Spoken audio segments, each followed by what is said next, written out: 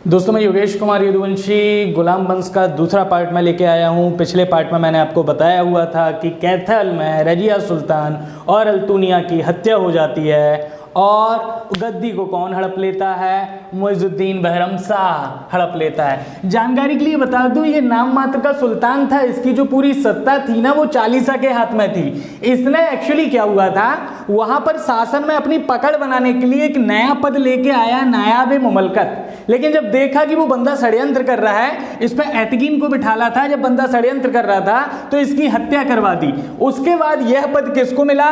बदरुद्दीन शंकर रूमी को यह पद मिला। ठीक है, इसको जब यह पद मिला तो यह अपने सुल्तान के लिए षड्यंत्र करने लगा, सुल्तान को मारने की इसने हरकत की। लेकिन सुल्तान ये चीज समझ जाता है और शंकर रूमी की भी हत्या हो जाती है।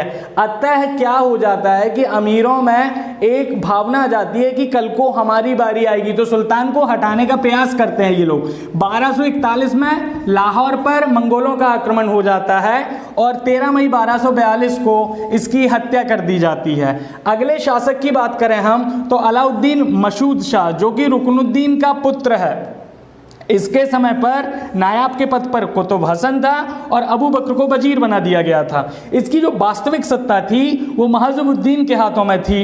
और 1245 में जो मंगोल आक्रमण होता है उसमें 10 जून 1246 को इसकी हत्या कर दी जाती है। मैं आपको बता दूं, इसकी हत्या कौन करवाता है? बलबन करवाता है। क्योंकि जो मंगोल का आक्रमण 1245 में होता है वह इसके बस का नहीं होता है। तो जब आपका बलबन मंगोलों को भगा देता है तो उसकी प्रतिष्ठा जो है चालीसा और अमीरों में बहुत ज़्यादा बढ़ जाती है। मतलब यहाँ से जो गुलाम वंश है उसकी वास्तविक सत्ता किसके हाथ में आ जाती है? बलबन के हाथ में आ जाती है। अब आने वाले हमारे जितने भी शासक होंगे वो सिर्फ नाम मात्र के शासक होंगे, या हम ये कह सकते हैं कि उनका रिमोट बलबन के हाथ में होगा।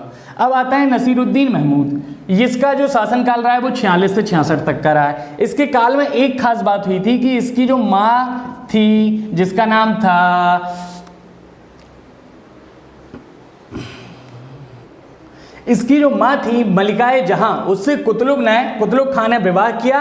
अवध की एकता को अपने पास कलेक्ट करके उसने अवध में एक स्वतंत्र राज्य की स्थापना की। जैसा कि मैं आपको बता दूं, जो एकता की बात आती है, कल के वीडियो में मैंने आपको ये समझाया था कि एकता क्या कहलाती है। आज की डेट में हमें पेमेंट मिलती है, उस टाइम पे क्या हुआ करता था कि आपको मंथली भूमि मिला करती थी। अब जिसके पास सबसे ज्यादा भूमि वो एकतादार। आपने भूमि कलेक्ट करते गए, आपने कुछ एकर्स में कलेक्ट करते गए, आपके पास एक जिला आ गया, आपके पास डिस्ट्रिक्ट आ गया, तो उस जमीन के मालिक कौन हो? आप हो। मतलब वहां पे आपने एक स्वतंत्र राज्य की स्थापना कर दी और 1266 में इसकी मृत्यु हो जाती है।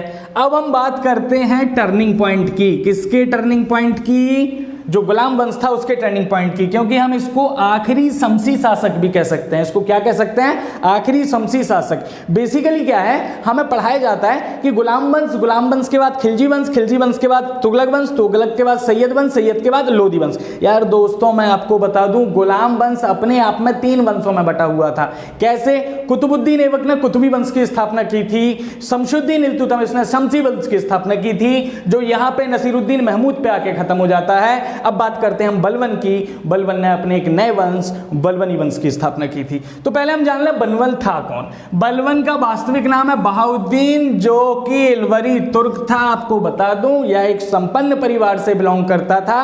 लेकिन दुर्भाग्यवश क्या होता है, मंगोल की सेना इसको गिरफ्तार करके बसरा में ले जाती है और फिर बसरा में इसको जलालुद्दीन खरीद लेते हैं। वो 1223 में दिल्ली ले आते हैं। दिल्ली में इल्तुतमिश इसको खरीदता है और अपनी चालीसा में मिला लेता है। 1249 में नसीरुद्दीन से यह अपनी पुत्री का विवाह करके उसे उलूग खां की उपाधि देता है। तो कई बार क्वेश्चन आ जाता है कि उलूग खां किसे कहा गया है, तो आप क्या बोलोगे? नसीरुद्दीन। ठीक है। अब हम शाहनामा की बात करें तो इसको अफर सियाब वंश से कहा गया है।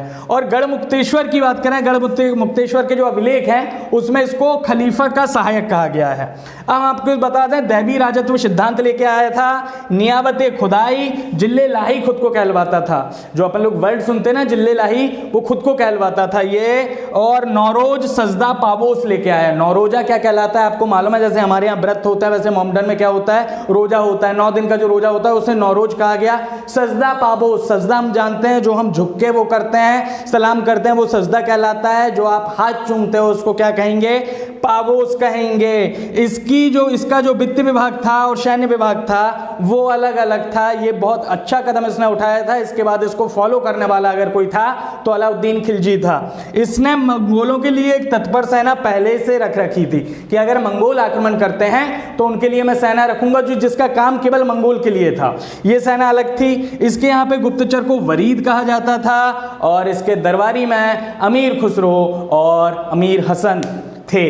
अब अगली बात करें हम इसके जाने के बाद कैकूबात की, तो मंगोल आक्रमण में आपके बलबन का जो ज्येष्ठ पुत्र था महमूद, उसकी मौत हो जाती है। अब महमूद की इच्छा क्या होती है कि वह उसके पुत्र कैखुसरो को शासक बनाए। लेकिन यहाँ पे क्या होता है, जब बलबन मर जाता है तो अमीर लोग अपना षड्यंत्र करके कैखुसरो को मुल्तान भेज देते हैं और बुगरा के पुत्र कैकूबाद को शासक नियुक्त कर देते हैं, जिसका सबसे ज्यादा श्रेय जाता है मलिक फखरुद्दीन को। यह कोतवाल था वहां पे। अब सुल्तान को बहलाकर कैखुसरो की हत्या कर दी जाती है। उस टाइम पर सुल्तान का जो पिता है बुगरा खां नसीरुद्दीन के नाम से बंगाल में स्वतंत्र शासक बन चुका है। आखिरी राजा की बात करें तो 12 वर्षीय आपका क्यूमर्स आता है, जिसका संरक्षक बनाया जाता है जलालुद्दीन खिलजी को। मौका पाते ही वह इस नाबालिग शासक को यमुना किनारे लेके जाता है और सिर काटकर उसकी हत्या कर देता है। इस तरह आपके गुलाम वंश का अंतिम राजा क्यूमर्स की हत्या हो जाती है और एक नए वंश खिलजी वंश की स्थापना होती है। जानकारी के लिए बता दूं, जलालुद्दीन खिलजी शाम के समय अपना राज्याभिषेक कराता है और जलालुद्दीन खिलजी से बनने वाला सबसे इंपॉर्टेंट पॉइंट अगर कोई है तो पूछेगा दिल्ली सल्तनत में उस शासक का नाम बताइए जिसने सबसे ज्यादा उम्र में अपना राज्याभिषेक कराया, तो आप कहेंगे जलालुद्दीन खिलजी। दोस्तों वीडियो पसंद आए तो लाइक करें, शेयर करें, सब्सक्राइब करें।